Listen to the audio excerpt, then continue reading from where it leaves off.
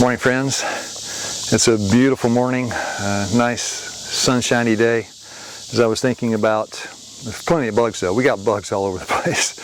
As I was thinking about what I was going to share in this little talk this morning, I was thinking, is this like a health hint, or is this a Bible bit, or is this like an object lesson out of the garden? What is this? And it's kind of really all three. And even more than that. I mean, it kind of encompasses even the household experience, washing dishes at the sink. Because the challenge is that today, in this high-stress world, a world of confusion, world of, there's a lot of tension. Everywhere you look, there is strife and confusion. So the mind is suffering.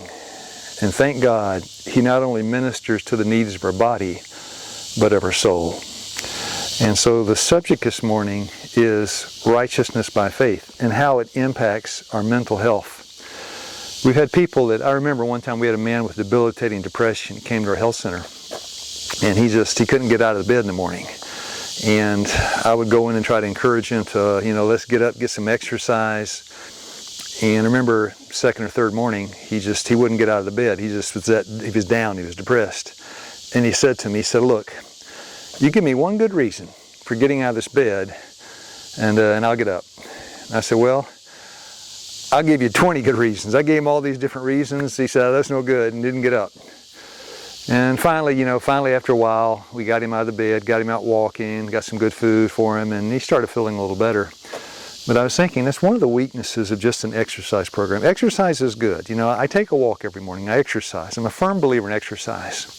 But there's something that happens at the sink and in the garden that will not happen on the walking track or out just walking on the road.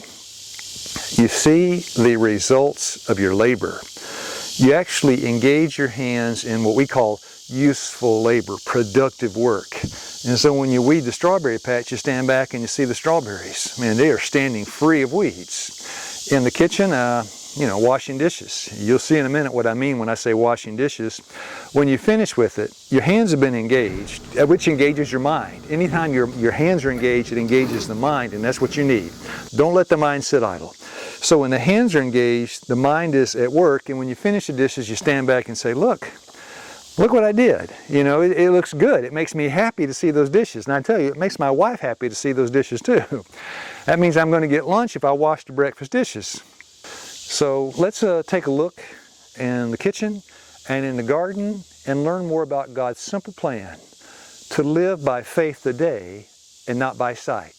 Many of the spiritual lessons that we learn in the garden, you also learn in the house. This is kind of command central. This is the sink. This is where I do a lot of my work. We had breakfast not long ago, and you see the dishes from breakfast, and so here they are. And sometimes I don't feel like doing dishes.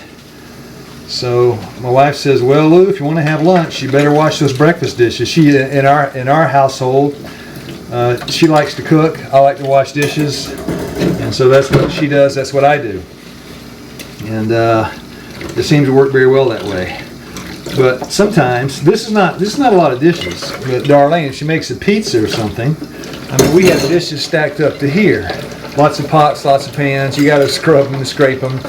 But it's not easy. And so maybe one day I'll say, Darlene, I don't feel like washing the dishes.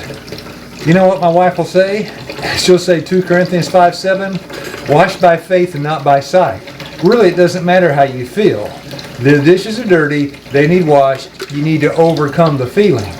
And the problem with depression, anxiety, panic attacks, stress, a lot of times we allow ourselves to be operating under feeling and emotion, which doesn't get you very far.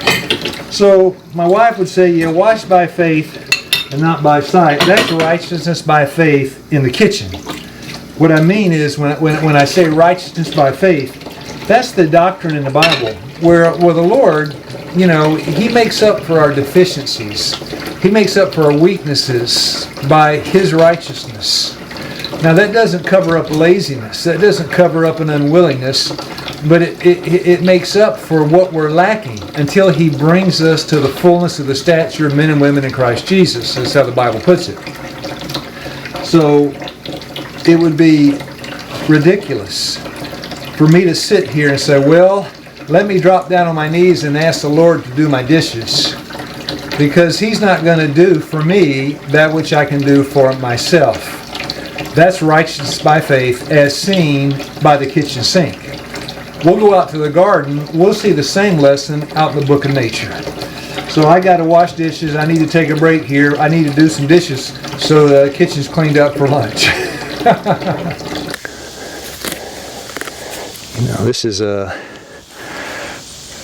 This is righteousness by faith out in the garden.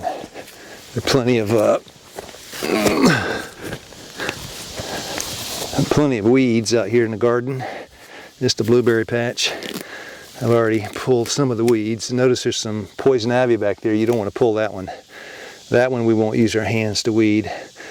But we can weed the garden. That's what God's given us strength to do.